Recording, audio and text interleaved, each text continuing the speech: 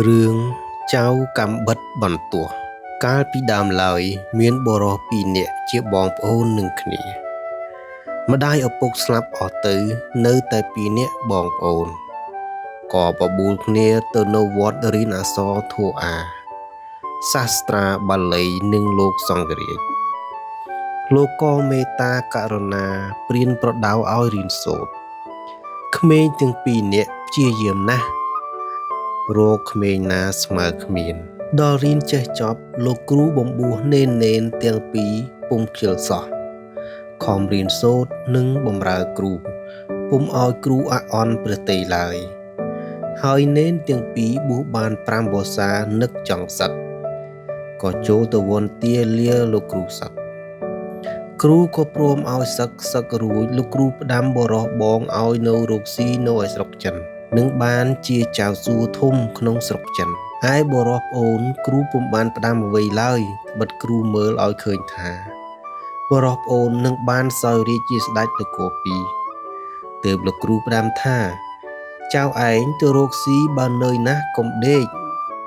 យកប្រពន្ធត្រូវមើលម្ដាយក្មេកចូលដំណេកកុំនិយាយនឹងប្រពន្ធបើឯងរក្សាពាក្យទាំង3ម៉ាត់នេះបានស្មើនគរពីរអញគ្មានអ្វីឲ្យឯងទេបរោះទាំងពីរអ្នកបងប្អូនក៏លាគ្រូដើរទៅបរោះបងទៅរកស៊ីឯស្រុកចិនតាមពាក្យគ្រូផ្ដាំក៏បានជាចៅសួធំមែនបរោះប្អូនមិនដឹងទៅរកស៊ីអ្វីទៅនៅនឹងបងប្អូនញាតិសន្តានគេក៏អាណិតដណ្ដឹងប្រពន្ធរីប្របរធ្វើផ្ទះឲ្យនៅបរោះនោះភ្លេចពាក្យគ្រូផ្ដាំក៏នៅរកស៊ីនឹងប្រពន្ធជូនមានស៊ីជូនអត់បានព្រឹកអត់ល្ងាចបានល្ងាចអត់ព្រឹកសម្ពុតស្លៀកក៏គ្មានតែខោអាវកញ្ចាស់មួយពាក់កណ្ដាលភ្លឺដាច់លិចមុខលិចក្រោយបរោះនោះតែងដើរទៅកំពង់ទឹកក្រែងមានគេមកពីស្រុកចិននឹងបានសួរដំណឹងពីបងខ្លួនថ្ងៃមួយមានសំពៅមកពីស្រុកចិនក៏បរោះនោះចុះទៅសួរថាអ្នកនាយសំពៅអើយក្រែងបានប្រទះខ្មែរម្នាក់ផងទៅនៅរកស៊ីស្រុកចិន5ឆ្នាំហើយ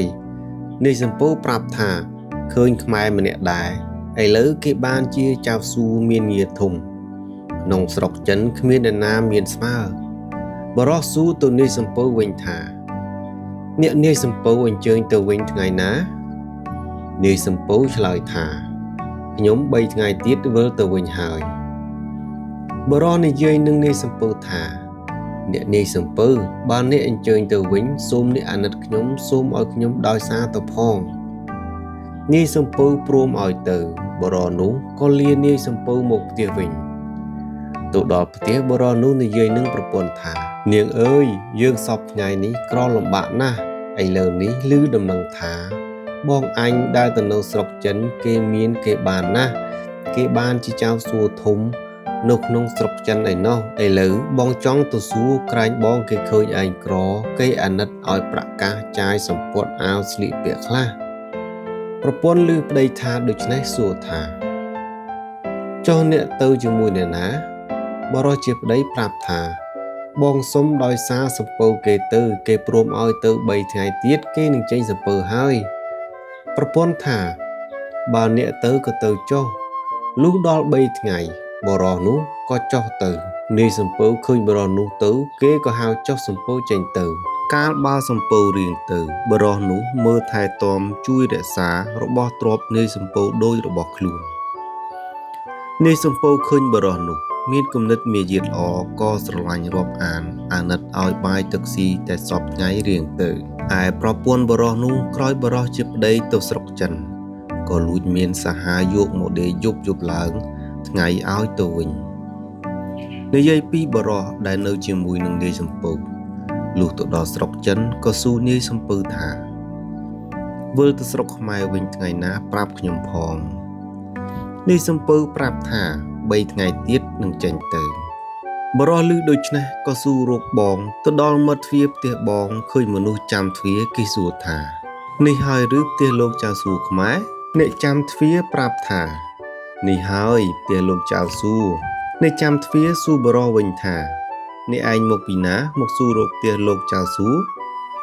បរោះប្រាប់ថាខ្ញុំមកពីស្រុកខ្មែរលោកចៅសួនេះជាបងបង្កើតខ្ញុំ មនុស្សចាំទ្វារមើលទៅបរោះនោះស្លៀកខោពាក់កណ្ដាលផ្លូវសំពត់គ្មានដណ្ដប់លិចមុខលិចក្រោយមិនសមជាប្អូនលោកចៅសួខ្លួនសោះអ្នកចាំទ្វារមិននៅស្ងៀមទៅប្រាប់លោកចៅសួមិននៅទៅក៏ស្ដេចក៏ជម្រាបប្រពន្ធថានាយចវាយស្រី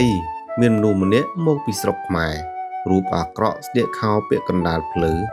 កូនទៅខោក៏ដាច់លិចមុខលិចក្រោយហើយប្រាប់ខ្ញុំថាត្រូវជាប្អូនលោកចវាយប្រុសបង្កើតឥឡូវខ្ញុំបានឲ្យនៅមាត់ទ្វារនាងជាប្រពន្ធចៅសួនោះក៏នឹកខឹងថាអាមនុស្សកំសត់ទុរគតនេះមកពីណាក៏ហ៊ានមកបង្កាច់គេប្តីអញជាបងបង្កើតនាងនោះក៏ប្រើមនុស្សឲ្យទៅចាប់បរោះនោះដាក់ច្រវាក់ទុកនៅឯរោងសេះថាចាំប្តីមកនឹងឲ្យយកទៅសម្លាប់បរោះនោះលុះគេយកទៅដាក់ច្រវាក់ក៏នឹកថាអោអញអើយសង្វាតមកពីស្រុកខ្មែរដល់ស្រុកចិនព្រោះតែបងឥឡូវគេមានពុំគិតអាណិតឈាមដែលកើតមកពីពោះជាមួយគ្នាសោះគេឆ្មើងគេមានហ៊ានចាប់ឯងដាក់ច្រវាក់គិតនឹងសម្លាប់ផងអោអញអើយបើទៅស្រុកខ្មែរវិញរកស៊ីតាមខ្លួនក្រមាននរណាហ៊ានធ្វើបាបទេបរោះនោះពុំដឹងជាបងទៅកើតស្ដេចលុះចៅសួជាបងត្រឡប់មកដល់ផ្ទះវិញប្រពន្ធប្រាប់ថាមានបរោះកំសត់ម្នាក់មកពីស្រុកខ្មែរនិយាយថាលោកបងជាបងបង្កើតតែប្អូននោះអាក្រក់ស្លៀកខោពាក់កណ្ដាលភ្លឺលិចមុខលិចក្រោយឥឡូវខ្ញុំឲ្យដាក់ច្រវាក់ទុកនៅឯរោងសេះចាំលោកអញ្ជើញមកឲ្យនាំទៅសម្លាប់ចៅសួជាបងឮហើយក៏ថាទៅយកវាមកមើលក្រែងប្អូនបង្កើតមែនហើយចៅសួឲ្យដោះច្រវាក់បរោះនោះលុះបរោះនោះមកដល់ស្គាល់ជាប្អូនបង្កើតមែនក៏រៀបបាយឲ្យស៊ីមើលទៅប្អូនឃើញស្លៀកខោពាក់កណ្ដាលផ្លូវ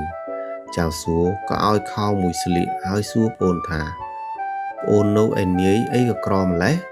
សពថ្ងៃរកស៊ីអ្វីនឹងគេបរោះប្អូនប្រាប់តាមដំណើរថាខ្ញុំនៅឯនាយមិនដឹងរកស៊ីអ្វីទេក្រណាស់ហើយមានប្រពន្ធផងបានអីស៊ីបងឮប្អូននិយាយក៏នឹកអាណិតប្អូនមិនចេញស្ដីហើយសួរថាប្អូនមកជាមួយនរណាបរោះប្អូនជម្រាបថា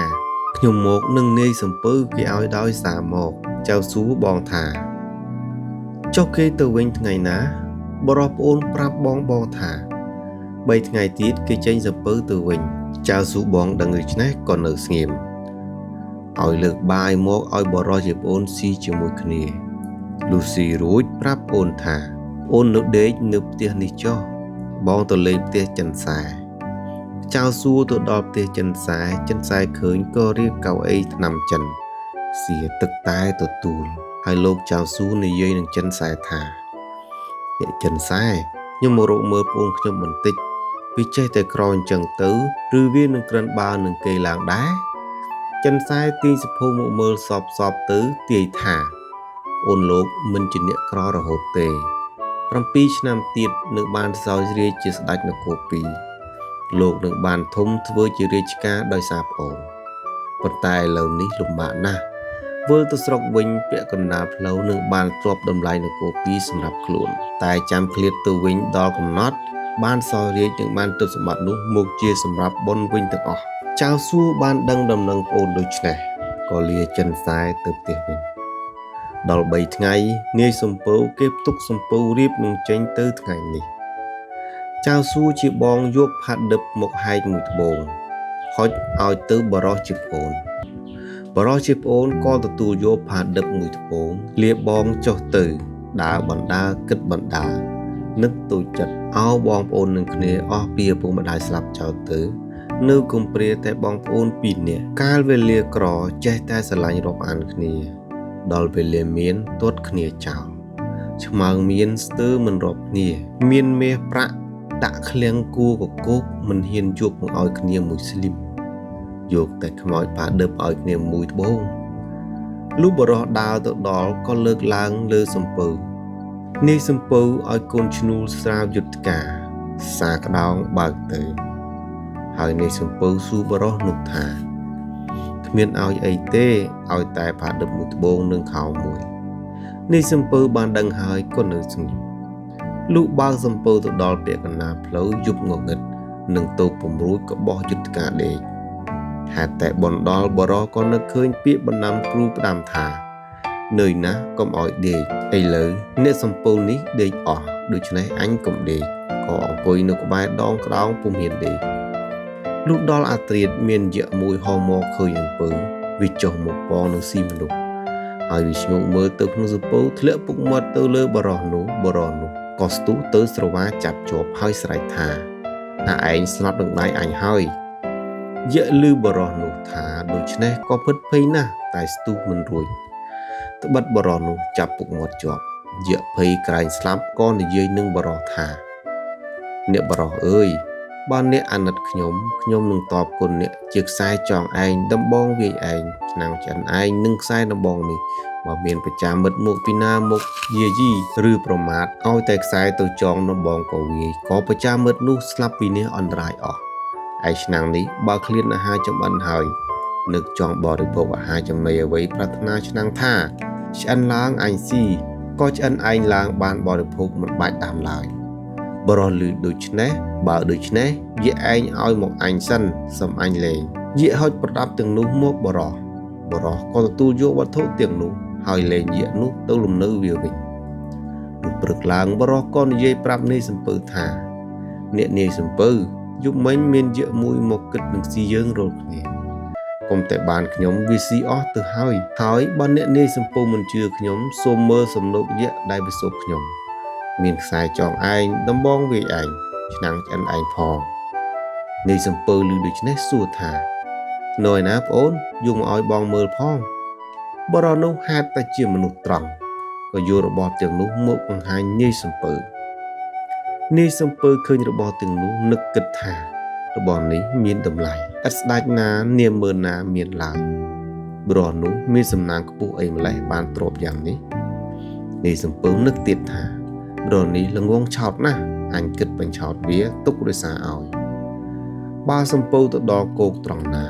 អញនឹងបញ្ឆោតឲ្យឡើងហើយអញបើសំពៅទៅចោលអញយកទ្រព្យទាំងអស់នេះនាយសំពៅគិតដូច្នេះហើយនិយាយថា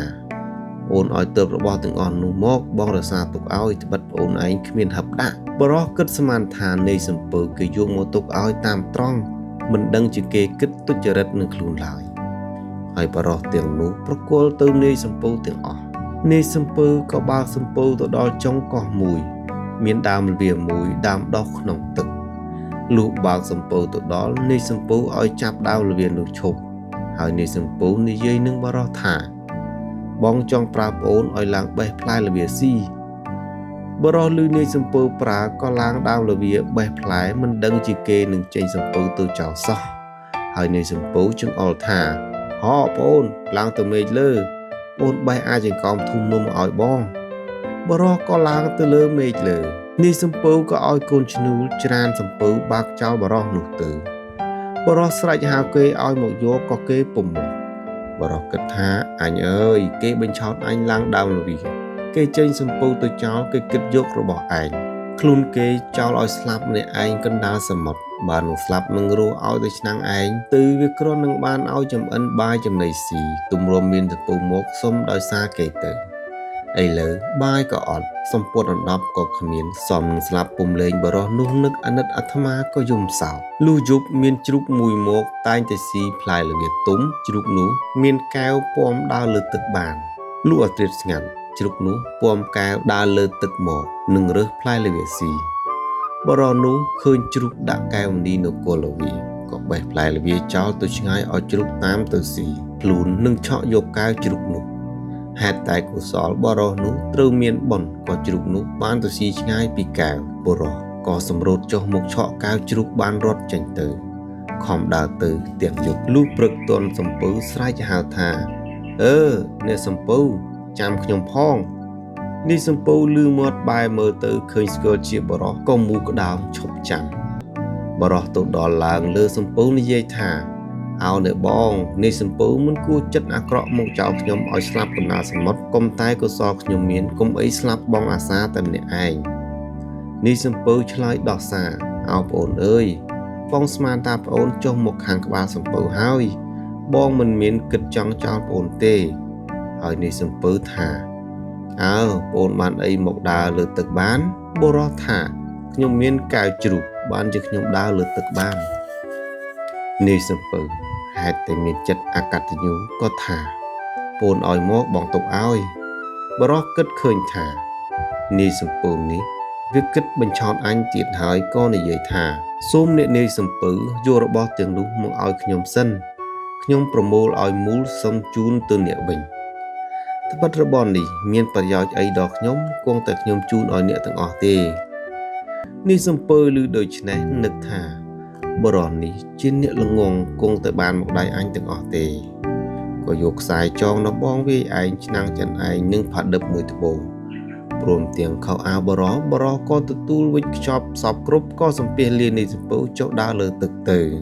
នាយសំពៅនឹកស្ដាយក្រោយមិនចេញស្ដីមួយម៉ាត់បរោះខំដើរដោយអំណាចកែវផ្លូវដើរ7យប់បរោះនោះដើរតែមួយថ្ងៃទើបតែប្រលប់ដល់ផ្ទះលុះបរោះទៅដល់ផ្ទះស្រែកហៅប្រពន្ធថានាងអើយនាងបើកទ្វារឲ្យបងផងបងមកដល់ហើយឯប្រពន្ធជាស្រីអាក្រក់ក្បត់ចិត្តប្តីកំពុងតែដេកអោបសហាយឮមាត់ប្តីធ្វើជាថាអ្នកណាហៅអ្វីប្តីអញមិននៅទេកុំមកហៅអញបរោះឮប្រពន្ធថាដូច្នេះនឹកថាប្រពន្ធចិត្តត្រង់នឹងខ្លួនក៏ឆ្លើយទៅថាបងមកហើយនាងប្រពន្ធថាអ្នកទេឬខ្ញុំគិតថាជាមនុស្សផ្ដេសផ្ដាសវាហៅខ្ញុំហើយមេនោះថាអ្នកចាំខ្ញុំឲ្យចន្លោះសិនតែវាបណ្ដោះសហាយវាសោះបុរសក៏ជីកដីក្រោមមាត់ចន្ទាកប់ខ្សែចងដំបងវាឯងឆ្នាំងចិនឯងរួចលុបទៅមេនោះបណ្ដោះសហាយវារួចក៏អុចចន្លោះមកទទួលប្តីឡើងទៅលើផ្ទះរៀបចំបាយទឹកឲ្យប្តីស៊ីរួចវានាំប្តីចូលដេកពេលដេកវានិយាយថាអ្នកទៅស្រុកចិនបានអ្វីផ្ញើខ្ញុំខ្លះបរោះជាប្តីប្រាប់ទៅប្រពន្ធថាបងគ្មានបានអីទេបងគេឲ្យតែខោមួយផាឌិបមួយត្បូងមេនោះធ្វើជាយំស្រែកថាមិនមែនទេអ្នកកុហកខ្ញុំមិនដែលអ្នកណានឹងទៅដល់បងហើយគេមានក៏នឹងឲ្យតែមួយផាឌិបមួយត្បូងខោមួយដូចនេះទេបរោះនឹកពាក្យផ្ដាំថាចូលដំណេកកុំនិយាយនឹងប្រពន្ធក៏បរោះនោះថាហើយនាងចាំព្រឹកសំបងប្រាប់ឯសហាយមេនោះវាលួបស្ដាប់នៅក្រោមផ្ទះហើយមេនោះសួរប្តីទៀតបរោះស្មានថាប្រពន្ធចិត្តត្រង់នឹងខ្លួនក៏អាណិតប្រពន្ធនឹងចង់ប្រាប់តែក្រែងខុសនឹងបណ្ដាំគ្រូក៏រេរាក្នុងចិត្តដល់មេនោះចេះតែទទូចសួរបរោះក៏ភ្លេចដល់យល់ឃើញថាយប់នោះស្ងាត់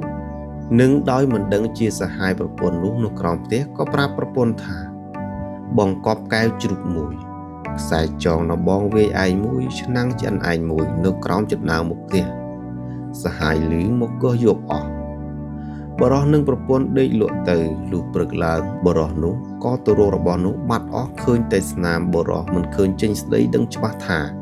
ប្រពន្ធមានសហាយក៏ធ្វើឃ្នៀងដាក់ចណ្ដើអូសខ្សែទៅប្តឹងចៅក្រមទទួលជំរះវាចណ្ដើពិចារណាសួរថាចណ្ដើឯងទទួលបញ្ញាបរោះនោះម្ដេចឯងឲ្យមនុស្សលួចរបស់គេអស់ចៅក្រមហេតុតែអ្នកឥតប្រាជ្ញាមិនយល់ការរាក់ជ្រៅអាចកំបាំងក៏បបួលគ្នាសើចនឹងបរោះស្ដីឲ្យបរោះថា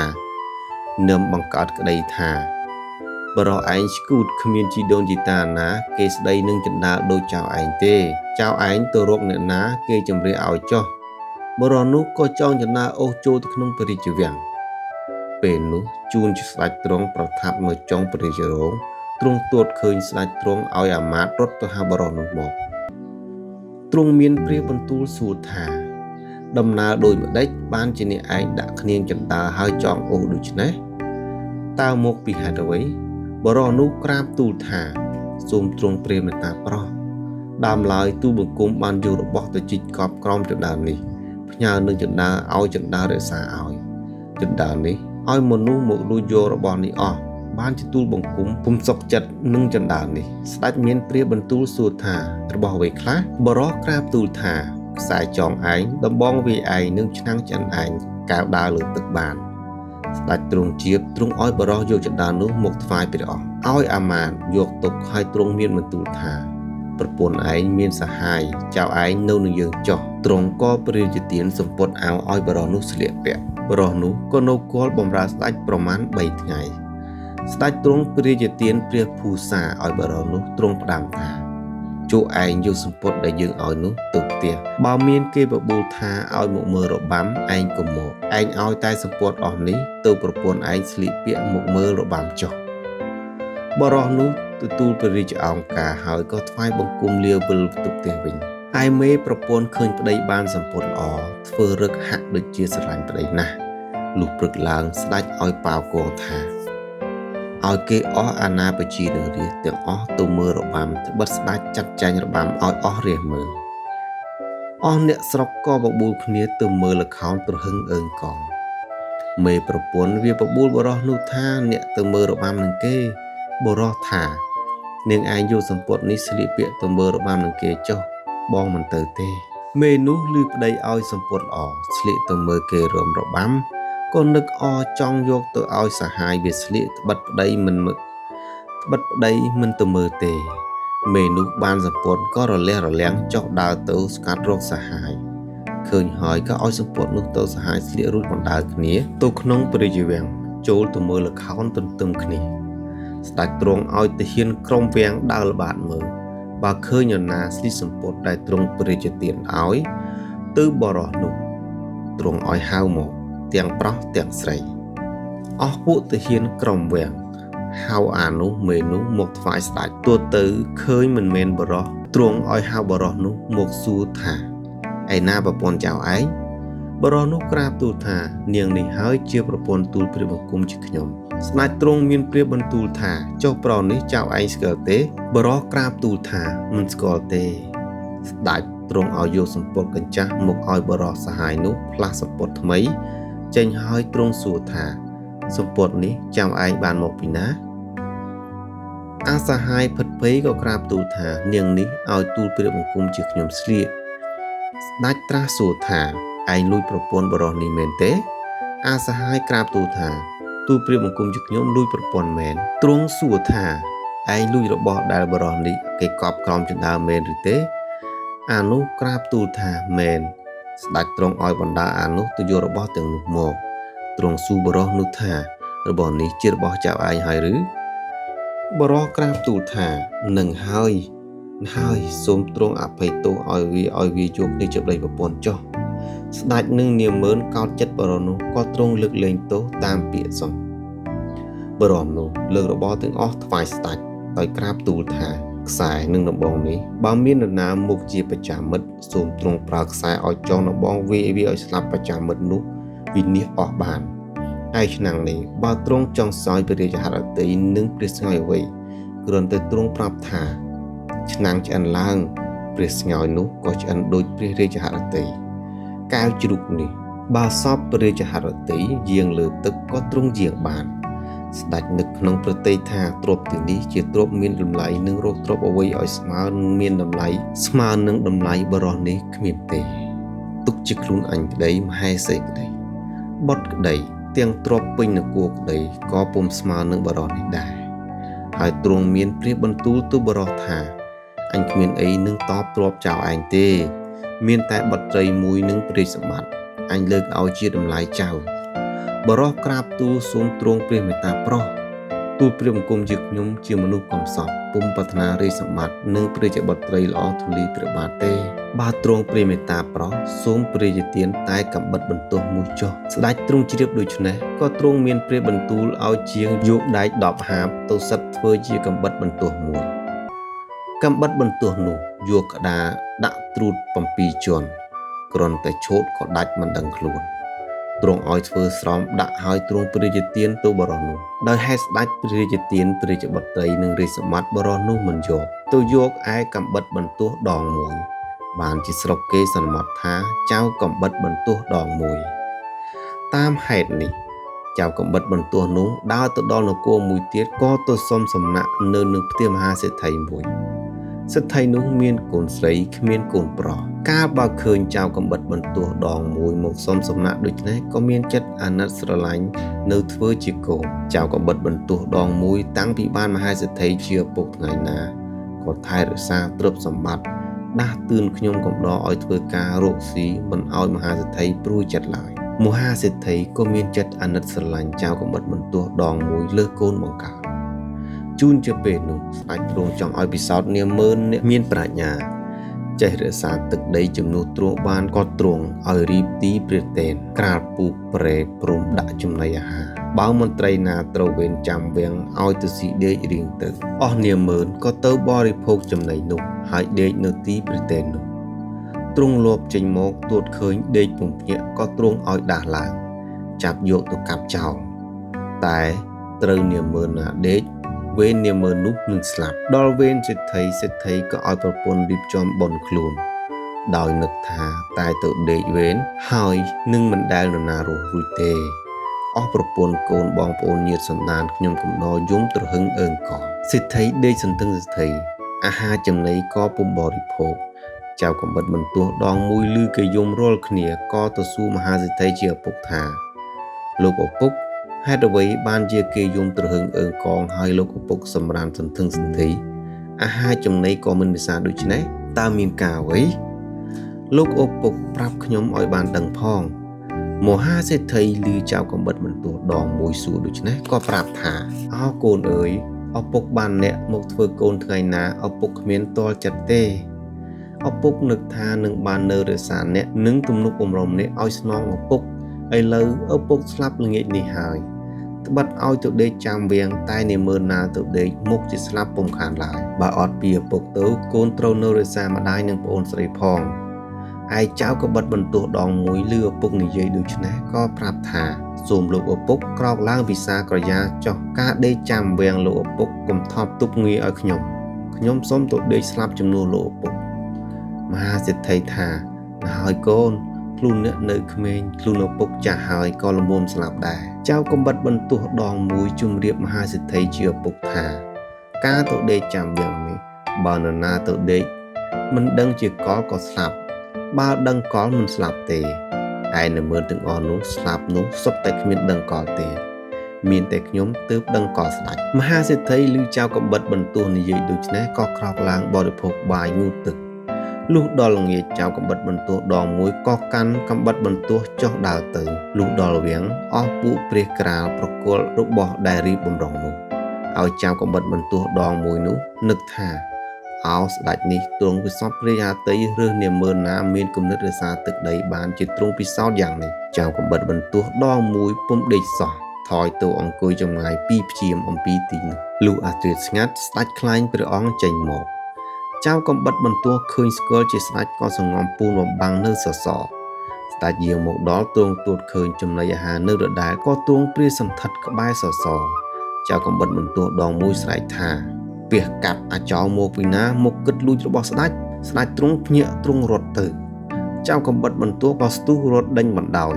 ស្ដេចទ្រង់កិច្ចនឹងបរោះចុងព្រះរាជរោងចៅកំបិតបន្ទោះធ្វើជាកាប់ផុតមិនត្រូវសសរចុងព្រះរាជរោងស្ដេចទ្រង់កិច្ចពីសសរមួយទៅសសរមួយគ្រប់តែសសរចៅកំបិតបន្ទោះកាប់បង្ខំពីស្ដេចឲ្យត្រូវសសរគ្រប់តែសសរចុងព្រះរាជរោងដោយមិនដឹងជាដាច់ឡើយទាល់តែស្ដេចស្រែកថាអញទេអញជាស្ដេចទេទើបចៅកំបិតបន្ទោះដងមួយលែងស្ដេចក៏ចូលទៅក្នុងព្រះរាជដំណាក់ចៅកំបិតបន្ទោះក៏វិលមកកន្លែងដដែលលុះព្រឹកឡើងចៅកំបិតបន្ទោះទៅដល់ផ្ទះមានខ្យល់បក់មកឯក្រោយក៏រលំចុងព្រះរាជរោងទាំងអស់ស្ដេចទ្រង់ឲ្យសួរថាវេនណាដេកចាំវាំងយប់មិញអាមាត្យក្រាបទូលថ្វាយត្រូវវេនមហាសេដ្ឋីស្ដេចទ្រង់ឲ្យអាមាត្យទៅសួរមហាសេដ្ឋីថាលោកអ្នកណាដេកចាំវាំងយប់មិញមហាសេដ្ឋីប្រាប់ថាកូនខ្ញុំអាមាត្យថាឥឡូវសត្រូវកាប់ចុងព្រះរាជរោងរលំអស់បានជាស្ដេចទ្រង់ឲ្យមកហៅលោកទៅមហាសេដ្ឋីឮអាមាត្យប្រាប់ដូច្នេះក៏ភិតភ័យនឹកថាអោកូនអើយសុំខ្លួនទៅដេកចាំវាំងជួយឪពុកនឹកថាឲ្យបានសេចក្តីសុខឥឡូវម្ដេចក៏ឲ្យសត្រូវចូលកាប់ព្រះរាជរោងបានមហាសេដ្ឋីក៏បារម្ភខ្លួនក្រែងស្លាប់លុះដើរទៅដល់ចុងទីព្រះរាជរោងក៏ឃើញចុងព្រះរាជរោងរលំអស់រឹតតែភិតភ័យជាថ្មីទៀតអាមាត្យនាំសេដ្ឋីទៅដល់ស្ដេចទ្រង់សួរថាមហាសេដ្ឋីត្រូវវេនអ្នកឬអ្នកណាយប់មិញមហាសេដ្ឋីក្រាបទូលថាត្រូវវេនទូលបង្គំជាខ្ញុំស្ដេចមានបន្ទូលថានរណាដេកចាំវាំងសេដ្ឋីទូលថាកូនទូលព្រះបង្គំជាខ្ញុំទូលព្រះរាជទានដំណេកចាំវាំងទ្រង់មានព្រះបន្ទូលថាមហាសេដ្ឋីអ្នកមានកូនប្រុសពីកាលណាក្រែងមានតែកូនស្រីទេឬ មហាសេដ្ឋីក្រាបទូលថាសូមព្រះអង្គមេត្តាប្រោសកូនទូលព្រះបង្គំជាខ្ញុំនេះកំព្រាមិនដឹងមកពីណាទូលព្រះបង្គំជាខ្ញុំឃើញកំព្រាក៏សុំជាកូនត្បិតគ្មានកូនប្រុសស្ដេចមានព្រះបន្ទូលថាបើដូច្នេះឲ្យទៅហៅមក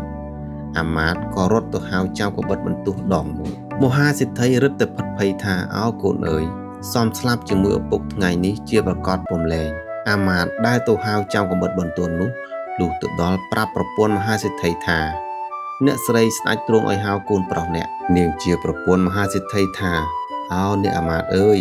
ឥឡូវវាទទួលទានដំណេកទៅហើយព្រោះយប់មិញទៅដេកចាំវាងអត់ងុយទាំងព្រឹកអាមាត្យថាទេអ្នកបើទុកជាអត់ងុយយ៉ាងណាក៏ដាស់ឡើងបិទស្ដេចទ្រង់ហៅប្រញាប់ប្រពន្ធមហាសេដ្ឋីប្រណីកូនមិនហ៊ានដាស់បញ្ជូនកូនស្រីឲ្យទៅដាស់ថានាងឯងទៅដាស់បងឯងឡើងឯនាងកូនស្រីប្រកែកថាទេម៉ែខ្ញុំមិនហ៊ានទៅដាស់ទេព្រោះទើបនឹងសម្រានមិញចៅកំបិតបន្ទោះក៏នឹករលឹកឡើងចេញទៅក្រៅម្ដាយឃើញកូនរលឹកប្រាប់កូនថាកូនស្ដេចទ្រង់ឲ្យហៅកូនទៅឥឡូវរាជបម្រើគេអង្គុយនៅចាំចៅកំបិតបន្ទោះក៏លុបមុខសិតសក់ស្លុកកញ្ចក់ស្លៀកសម្លៀកបំពាក់ទៅជាមួយអាមាត្យទៅដល់ស្ដេចមានព្រះបន្ទូលសួរថានឹងហើយឬកូនអ្នកឯងជាមហាសេដ្ឋីមហាសេដ្ឋីទូលថ្វាយសូមទ្រង់ព្រះមេត្តាប្រោសនឹងហើយកូនទូលព្រះបង្គំជាខ្ញុំស្ដេចទ្រង់សួរថានរណាដេកចាំវៀងយប់មិញចៅកំបិតបន្ទោះដងមួយក្រាបបង្គំទូលថាទូលបង្គំជាខ្ញុំទទួលព្រះរាជទានដំណេកយប់មិញស្ដេចទ្រង់ព្រះសម្ដាប់ហើយទ្រង់មានព្រះបន្ទូលទៅនឹងមហាសេដ្ឋីថាមហាសេដ្ឋីកាលដែលដាច់រលំព្រះរាជរោងអញនេះអញពុំមានចិត្តខឹងទេធ្វើឡើងជាថ្មីទៀតបានតែរើសរោគមនុស្សដោយកូនអ្នកនេះមិនបានទេនេះហើយទើបគេហៅថាមនុស្សពេញលក្ខណៈហើយទ្រង់សួរថាចៅឯងឈ្មោះអ្វីចៅកំបិតបន្ទោះដងមួយក្រាបទូលថាទូលព្រះបង្គំឈ្មោះចៅកំបិតបន្ទោះដងមួយស្ដេចមានព្រះបន្ទូលថាចៅកំបិតយប់មិញដែលអញដេញកាប់ឯងនោះតើកាប់នឹងអ្វីចៅកំបិតបន្ទោះដងមួយក្រាបទូលថ្វាយទូលព្រះបង្គំកាប់នឹងកំបិតបន្ទោះដងមួយទ្រង់មានព្រះបន្ទូលថាចៅឯងយកកំបិតបន្ទោះនោះមកមើលបើថាឯងកាប់នឹងកំបិតនោះមែនចៅកំបិតបន្ទោះដងមួយទូលថាសូមទ្រង់ព្រះមេត្តាប្រោសបើទ្រង់ចង់ជ្រាបថាកំបិតបន្ទោះនេះមុតឬមិនមុតទ្រង់ឲ្យយកក្តារមកដាក់តម្រួតគ្នា7ជាន់ទូលព្រះបង្គំគ្រាន់តែអូសថ្វាយទតស្ដេចពុំជឿទ្រង់បង្គាប់ឲ្យអាមាត្យយកក្តារមកដាក់ត្រួតគ្នា7ជាន់ហើយទ្រង់ឲ្យចៅកំបិតបន្ទោះដងមួយយកកំបិតបន្ទោះទៅអូសដើម្បីទ្រង់ទតចៅកំបិតបន្ទោះដងមួយក៏យកកំបិតបន្ទោះនោះទៅអូសកាត់ទៅតឹងរួចស្ដេចទ្រង់សួរថាដាច់ហើយឬនៅចៅកំបិតបន្ទោះដងមួយក្រាបទូលថាដាច់ហើយស្ដេចមានព្រះបន្ទូលថាបើដាច់ហើយម្ដេចក៏គ្មានស្នាមចៅកំបិតបន្ទោះដងមួយក្រាបទូលទៀតថាសូមទ្រង់ព្រះមេត្តាប្រោសបើទ្រង់ពុំជឿឲ្យមនុស្សទាញចុងដើមមើលទើបទ្រង់ជ្រាបថាដាច់ឬមិនដាច់ស្ដេចឮចៅកំបិតបន្ទោះក្រាបទូលដូច្នេះទ្រង់ឲ្យអាមាត្យចាប់ទាញចុងដើមឃើញដាច់ចេញពីគ្នាដោយគេកាត់កាលទ្រង់ទួតឃើញក្តារដាច់ចេញពីគ្នាដូច្នេះទើបទ្រង់ភ័យជាក្រោយដោយទ្រង់នឹកគិតក្នុងប្រតិយថាយប់មិញបើសិនជាចៅកំបិតបន្ទោះដងមួយវាកាប់ត្រូវអញសមអញស្លាប់បងអាសាគ្មាននរណាសមសោះនេះហេតុតែបុណ្យអញមានបានជាមិនស្លាប់ព្រះមហាក្សត្រទ្រង់ទួតយល់ដូច្នេះហើយទ្រង់មានព្រះបន្ទូលប្រាប់មហាសេដ្ឋីថាកូនអ្នកនេះទើបពេញជាមនុស្សចេះរក្សាទឹកដីមែនអាចធ្វើជាមន្ត្រីរក្សាស្ដេចបានមន្ត្រីអញទាំងអស់ដែលស្លាប់ទៅនោះគ្មាននរណាមួយចេះដឹងខុសត្រូវរក្សាទឹកដីរក្សាស្ដេចបានទេទីកន្លែងអញវាហ៊ានដេកចំណីអញវាហ៊ានស៊ីបើចំណីនឹងដំណេកអញវាហ៊ានធ្វើយ៉ាងនេះហើយបើសិនជាអញមិននៅមើលទៅចិត្តនាម៉ឺនដែលអញសម្លាប់នេះប្រហែលជាវាហ៊ានឡើងដេកនឹងប្រពន្ធកូនអញមិនលែងឡើយហើយទ្រង់បង្គាប់មហាសេដ្ឋីថាមហាសេដ្ឋីកូនស្រីរបស់អ្នកត្រូវអ្នករៀបសំគុំឲ្យជាប្រពន្ធចៅកំបិតបន្ទោះដងមួយទៅឯមហាសេដ្ឋីនិងចៅកំបិតបន្ទោះដងមួយនោះក៏ថ្វាយបង្គំលាស្ដេចត្រឡប់មកទៅវិញមហាសេដ្ឋីឲ្យរៀបធ្វើរោងខ័ណ្ឌស្លាដើម្បីរៀបការកូនស្រីសំគុំនឹងចៅកំបិតបន្ទោះដងមួយនោះ ហើយមហាសិទ្ធិអញ្ជើញអស់អ្នកមុខអ្នកការអុកញ៉ាពុញ្ញាព្រះជំទាវខុនណាងញាតិជិតខាងមកពិសាការដល់បានរឹកពេលលាល្អរីពិធីមង្គលការចងដៃឲ្យពរជ័យសួស្តីផ្សំគុំចៅកំបិតដងមួយនិងកូនស្រីជាប្តីប្រពន្ធស្រេចបរិបូរជាសុខសប្បាយទៅឯចៅកំបិតបន្ទោះលុះមានប្រពន្ធកាលណាពុំមានខ្ជិលច្រអូសឡើយតែងទៅគល់ស្ដេចតែសពថ្ងៃរៀងទៅលុះព្រះរាជាកាន់តែចាស់ជរាទ្រង់នឹកក្នុងព្រះចិន្តាថាអញចាស់ជរាហើយនឹងរកបុត្រគ្មានតែបុត្រីបើអំណេះពីអញទៅនគរអញនឹងសាបសូន្យព្រោះគ្មានកូនណានឹងសោយរាជស្នងអញនេះបានទេឥឡូវឃើញតែចៅកំបិតបន្ទោះនេះវាមានចំណេះប្រាជ្ញាកិរិយាមាយាទល្អណាស់ដូច្នេះគូអញផ្សំគុំបុត្រីអញឲ្យទៅឲ្យវាសោយរាជស្នងអញរក្សាអស់អាណាប្រជានុរាស្ត្រចុះស្ដេចទ្រង់ព្រះតម្រិះក្នុងព្រះចិន្តាតែប៉ុណ្ណេះក៏ទ្រង់ព្រះបញ្ជាឲ្យសង់រោងមង្គលអាពាហ៍ពិពាហ៍ទ្រង់ឲ្យហៅកូនគូរឹកពីពេលលាល្អហើយទ្រង់ឲ្យមហាសេដ្ឋីនាំចៅកំបិតបន្ទោះដងមួយទៅថ្វាយព្រះអង្គទ្រង់អភិសេកឲ្យសោយរាជជាស្ដេចរក្សាអស់អាណាប្រជានុរាស្ត្រសុខសប្បាយតទៅឯនាងកូនស្រីមហាសេដ្ឋីក៏ទ្រង់ឲ្យយកមកនៅជាមួយគ្នាស្ដេចកំបិតបន្ទោះទ្រង់ឲ្យមហាសេដ្ឋីធ្វើជាអគ្គមហាសេនាបតីសម្រាប់ធ្វើរាជរក្សាព្រះនគរស្នងព្រះអង្គក្រោយមកព្រះមហាក្សត្រជាព្រះបិតាទ្រង់ចាស់ជរាទ្រង់ព្រះទីវង្គតទៅស្ដេចកំបិតបន្ទោះនោះធ្វើជាសាលាសង់មេរុប្រាសាទបូជាព្រះបិតាធ្វើបុណ្យឆ្លងហើយធ្វើព្រះចេតិយបញ្ចុះព្រះធាតុទាំងពីរព្រះអង្គស្ដេចកំបិតបន្ទោះក៏គង់នៅជាសុខឥតទុក្ខសោករោគាបៀតបៀនឡើយហើយទ្រង់ចង់ទៅថ្វាយបង្គំស្ដេចដែលទ្រង់ឲ្យធ្វើកំបិតបន្ទោះព្រះរាជទានមកឲ្យកាលដែលជាបរិសនោះឡើយរួចទ្រង់ឲ្យមន្ត្រីរៀបកែនពលថ្មើរជើងរៀបព្រះទីនាងគួជេនត្រៈព្រះទីនាងអសភារួចហើយទ្រង់ផ្ដាំអគ្គសេនាបតីឲ្យរក្សាព្រះរាជវាំងមើលព្រះកែមេសីទាំងពីរហើយស្ដេចយាងឡើងព្រះទីនាងគជេនត្រៈបរចេញទៅ3ខែទើបដល់លុះស្ដេចដល់ហើយក៏ទ្រង់ឲ្យអាមាត្យចូលទទួលថាត្បិតស្ដេចកំបិតបន្ទោះដងមួយដែលកាលពីដើមបានថ្វាយខ្សែចងដបងវាឯងឆ្នាំងចិនឯងនិងកែវជ្រូកដើរលើទឹក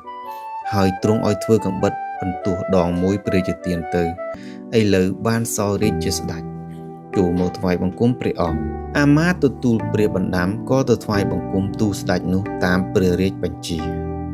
ស្ដេចនោះទ្រង់ជ្រាបក៏ទ្រង់ឲ្យរៀបទទួលយ៉ាងមហោឡារិកអាមាត្យវិលទៅស្ដេចកំបិតបន្ទោះនោះវិញស្ដេចជាម្ចាស់នគរអញ្ជើញព្រះអង្គយាងចូលទៅឆាប់ត្បិតទ្រង់រលឹកណាស់ហើយស្ដេចកំបិតបន្ទោះក៏ទ្រង់ឲ្យពួកអស់រេពលយោធាដង្ហែព្រះអង្គយាងចូលទៅស្ដេចម្ចាស់នគរទួទៅស្ដេចកំបិតបន្ទោះឃើញប្លែកណាស់ស្ទើរពុំស្គាល់ក៏ទ្រង់ចុះពីចុងព្រះរាជរោងមកទទួលចាប់ព្រះហស្ថនាំឡើងហើយទ្រង់រៀបជប់លៀងអស់ពលនាម៉ឺនសពមុខមន្ត្រីឲ្យផឹកស៊ីសប្បាយហើយស្ដេចម្ចាស់នគរទ្រង់គិតក្នុងប្រតិយថាខ្លួនឯងចាស់ណាស់ហើយគ្មានបុត្រានឹងស្នងរាជឥឡូវចៅកំបិតបន្ទោះនេះមានបុណ្យណាស់បានសោយរាជជាស្ដេចអញមានបុត្រីមួយមិនដឹងជាឲ្យទៅនរណាទ្រង់ព្រះតម្រិះដូច្នេះហើយក៏ទ្រង់ឲ្យរៀបមង្គលអាពាហ៍ពិពាហ៍ផ្សំគុំព្រះរាជបុត្រីនិងស្ដេចកំបិតបន្ទោះនោះអភិសេកឲ្យសោយរាជជាស្ដេចទៅ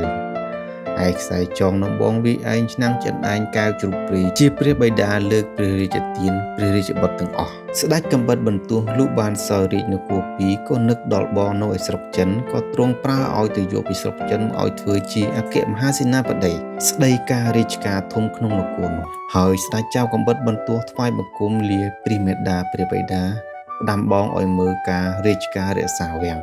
ហើយក៏ស្ដេចយាងវិលទៅនគរដើមវិញតែយាងទៅយាងមកទូតការខុសត្រូវថែទាំរិសាអស់ប្រជានុរាស្ត្រជាសុខសប្បាយរៀងទៅនឿយណាស់កុំដេកយប់ប្រពន្ធឲ្យមើលម្ដាយក្មេកដេកយប់កុំនិយាយនឹងស្រីសូមអរគុណសម្រាប់ការតាមដានស្ដាប់និងទស្សនាសូមជូនពរសំណាងល្អ